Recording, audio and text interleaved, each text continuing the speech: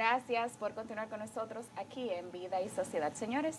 Y todo lo que pasa alrededor del mundo, o sea, en los demás países, nos impacta directamente. Antes pensábamos que éramos una simple isla, que lo que pasaba aquí se quedaba aquí, nosotros todo lo que pasaba afuera no nos afectaba. Pero la globalización, que está hace décadas, si no decimos más de 100 años, nos impacta.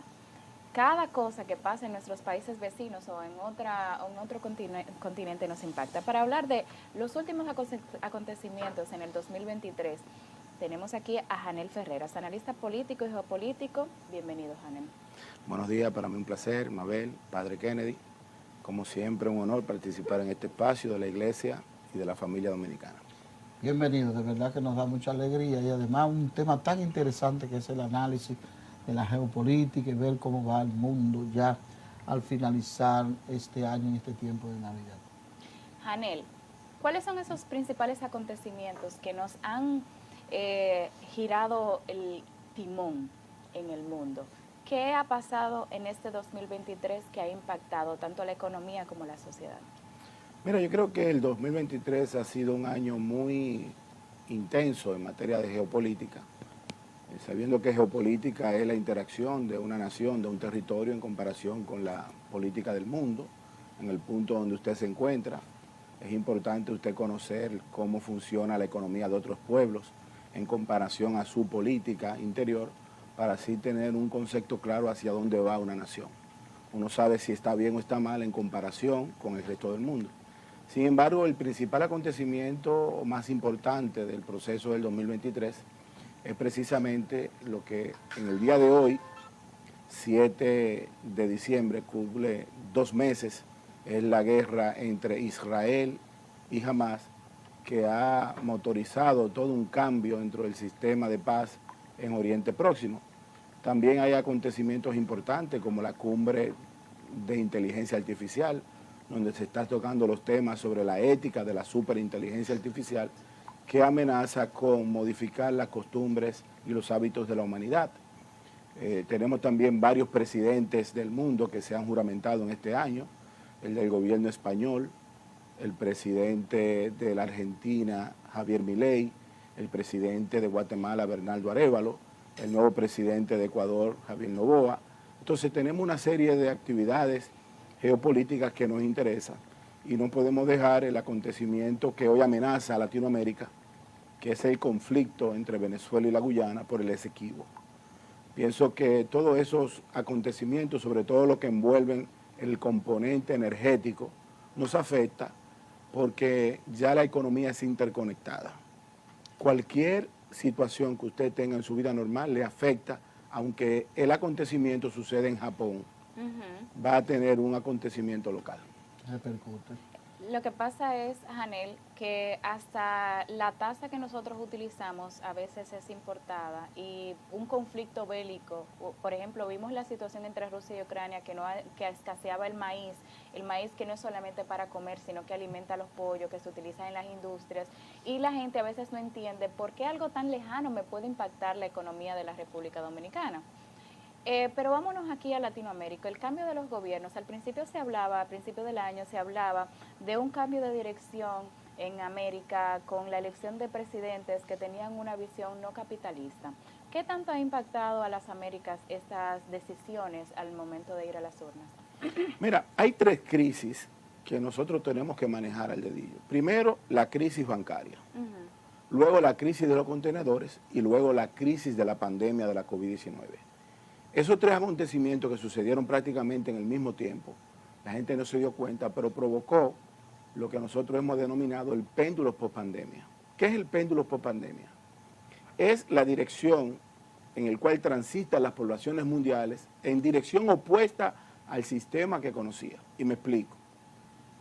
La derecha estaba gobernando a Colombia y se presenta Gustavo Petro y en un periodo de más de un siglo, por primera vez llega un presidente de izquierda.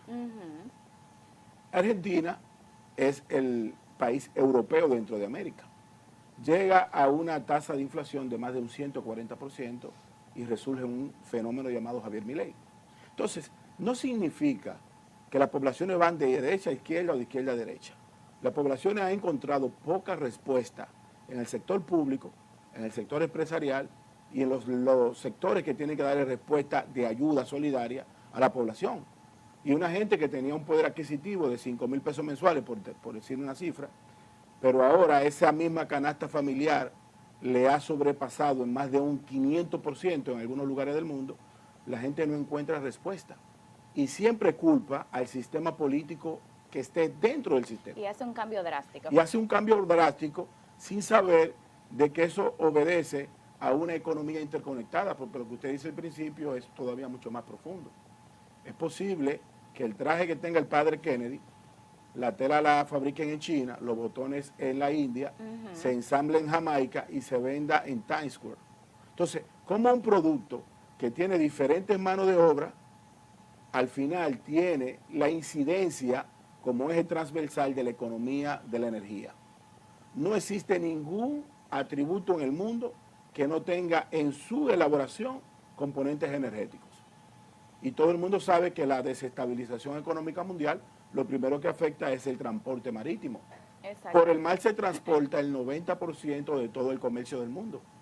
No, pero lo vimos en la pandemia. Vimos cómo nosotros nos tuvimos que adaptar a otra nueva realidad de cosas que antes llegaban de una vez al país, que empezaron a durar meses y a escasear productos que nosotros manejábamos con normalidad, y los demás países también, y a comprarlos inclusive muchísimo más caros.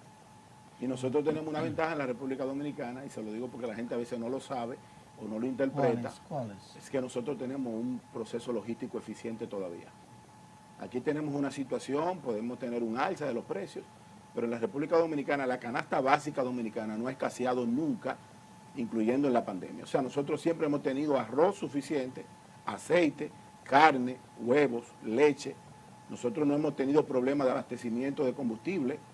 Hay países, señores, donde hay que hacer largas filas para echar combustible. Lo vimos cerca en Venezuela, y no en pandemia, antes de pandemia. Y en Cuba. Y en Cuba. ¿Y qué nos ayuda a eso? La situación, la geografía. No, realmente nosotros tenemos primero que darle un mérito a la política dominicana. Yo pienso que amén a que nosotros hemos degradado la política por la falta de cuadros formados, de la ideología, que es importante.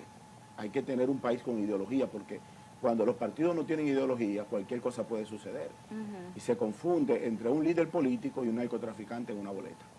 Sí. La ideología es que va marcando el filtro que puede por lo menos orientar a una población hacia lo que debe ser.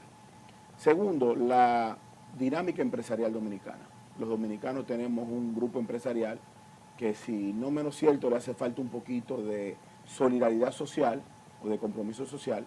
No menos cierto es que hemos dado los pasos necesarios para que nuestro mercado esté abastecido.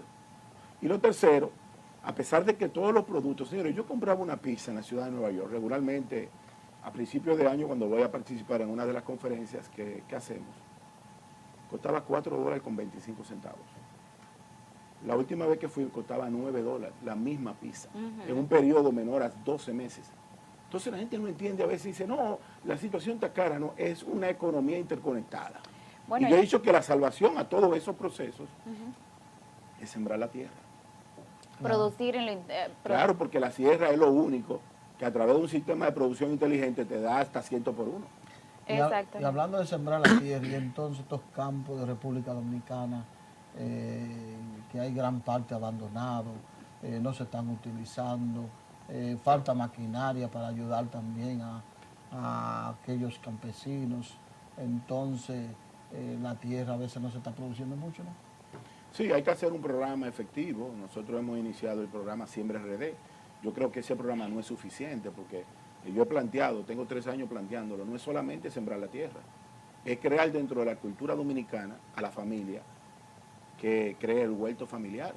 Es muy hermoso cuando una mujer en el campo puede sembrar las semillas del cilantro y tener sus verduras. Y tú dices, bueno, eso no es nada, eso son 5 pesos, pero te lo ahorras. 5 pesos ya no son 25 para comprar verdura. Y te lo ahorras. Exacto. Y te lo vas a ahorrar. Ella sabe. Yo compro verdura. Pero mira, también, Janel. Perdón, pero en ese mismo plano, es verdad que hay que hacer los huertos en las casas, pero, conchole, tú sabes las tierras que tenemos nosotros, que son buenas y fértiles, caramba, no están sembradas, ni en los mismos campos ni en los mismos campos la gente está motivada, ¿entiendes?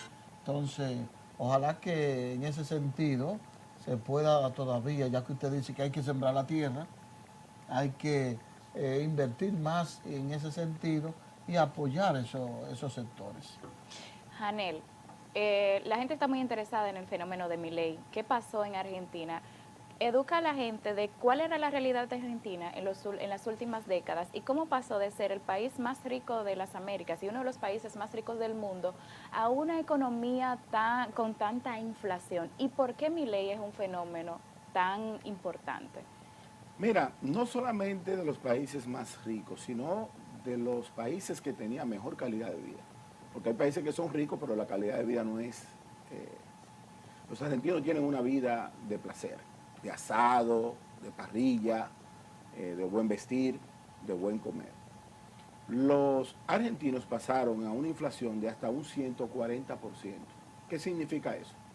Que su economía se vio colapsada. El modelo político, el peronismo, el kirchnerismo, que ha gobernado durante mucho tiempo la Argentina, fue agotando el modelo. Pero su problema mayor no es un problema político, sino un problema de orientación ideológica. Javier Milei nace con la esperanza dada en la mayoría de los programas sensacionalistas de la Argentina. Por ejemplo, ustedes me invitan aquí, yo soy un Javier Milei dominicano, y ustedes me dicen, Janel, vamos a hacer con la delincuencia. Yo digo, no, yo tengo el tema resuelto. Vamos a traer 20 policías de Marte y vamos a patrullar en el aire. Janel, ¿qué vamos a hacer con la siembra? Que me dice el padre que le preocupa. Yo digo, no, yo tengo el plan perfecto. Vamos a traer máquinas y vamos a sembrar todo el Valle de San Juan. ¿Qué vamos a hacer con las mujeres solteras? No, a partir del mes de enero, yo tengo un marido para cada mujer y lo vamos a casar en la iglesia católica. ¿Y qué vamos a hacer con los niños que están en las calles pidiendo? Lo vamos a reclutar todos en el ITRA. Entonces yo le voy dando respuesta a todas las necesidades que ustedes están diciendo. Y al final es un plan de marketing perfecto que le va diciendo a la población lo que la población quiere escuchar. Ahora, ¿Milei es un improvisado? No. Milei es un intelectual de la economía que tiene sus resortes y su temperatura dentro de lo anormal de la política. Es un outsider. Él tiene dos grandes problemas actualmente. Primero, él tiene que convertir en hecho todo lo que prometió en campaña, que es muy difícil. Y segundo, Pero muy difícil. él tiene la responsabilidad de reencauzar un país que le va a dar una fecha hábil a él y una fecha fatal. Sí, pero Él cometió dos errores fundamentales, escúchame, en la campaña. El primero es atacar el símbolo religioso, no solamente de la Argentina, sino de toda la herencia judeocristiana en América, que es el padre Bergoglio, que se convierte en el Papa. Y segundo, nosotros tenemos diferencias en los acentos de la cultura, pero la familia es muy sagrada en América. Usted decir que usted es enemigo de su padre y de su madre, no importa lo que haya sucedido, eso cayó muy mal. Sin embargo, aún así, todas las encuestas daban a Massa ganador por 1 o 2 puntos. Ahora, ¿por qué gana Milei? Esa es la gran pregunta. La juventud de la Argentina, desconectada de los procesos normales de la política argentina, votó masivamente por Javier Milei, por un asunto de impulso, no de conciencia. Y todo el que hace algo con impulso, en amor o en odio, al final puede fracasar. Porque hace falta en la política el raciocinio, la moderación, la sobriedad. Desde el fondo de mi corazón y desde la República Dominicana, yo deseo que él salga bien. Ahora, la realidad es la siguiente. Ya él ha dicho que el Fondo Monetario Internacional tiene que intervenir en Argentina. Él prometió cerrar relaciones con China y con Brasil, y representan China y Brasil en más del 70% de la vinculación económica con su país. ¿Cómo tú vas a recuperar la economía si tú vas a cerrar el negocio con los dos principales socios? Y tercero, ya los ministerios que él cerró en la campaña, ya le ha dicho, yo no lo puedo cerrar si el Congreso no lo cierra. Eran propuestas que eran imposibles de concretarse porque son propuestas de Congreso que deben de ser aprobadas en el Congreso, dentro de ellas el cierre del Banco Central y la dolarización total de Argentina. pero al mismo tiempo cerrar relaciones, casi nadie ha cerrado relaciones con China y Brasil, independientemente de que no vayan en la misma línea de Israel y Estados Unidos, que sí él ha presentado como reales socios en la geopolítica y que van a ser sus acompañantes en este proceso. Pero hay otra realidad, la gente en Argentina está acostumbrada a que le den por décadas. Es más fácil en Argentina no trabajar, tener un salario mínimo y vivir bien que iniciar un proyecto de inversión porque el Estado te carga mucho. ¿Cómo cambiar, cómo cambiar esa cultura económica de tantos años? Es que todos los pueblos han tenido que adaptarse. Todos los pueblos han tenido que adaptarse, señores. La mayoría de nosotros tenemos un desayuno, un almuerzo y una cena. Hay pueblos que han tenido que cambiar la modalidad alimenticia. Tienen un desayuno a las 10 de la mañana y un almuerzo cena a las 4. Hay otros lugares donde la cácara de plátano la están utilizando como berenjena. Hay otros lugares donde la cácara de naranja la están utilizando como jugo fermentado. O sea, nosotros, repito, no nos estamos dando cuenta de la realidad del mundo porque la República Dominicana vive en una pequeña burbuja, espejismo, sobre nuestra realidad. Pero usted cambiar de vida, decirle a ustedes dos, por ejemplo, que a partir del mes que viene ustedes tienen que llegar a pie a Televida, porque ya no tienen vehículo, usted dice, bueno, pero vamos a venir, pero el primer día usted va a venir, el segundo día no viene, porque está cansada, porque el taco se le daña en el camino, porque llega sudado el canal. Entonces, las costumbres que dan normativa a los pueblos, cuando tienen cambios muy significativos, muy drásticos, entonces produce ese tipo de situaciones. Los argentinos tienen que confiar en la fórmula Milei. Yo lo hago bajo reserva.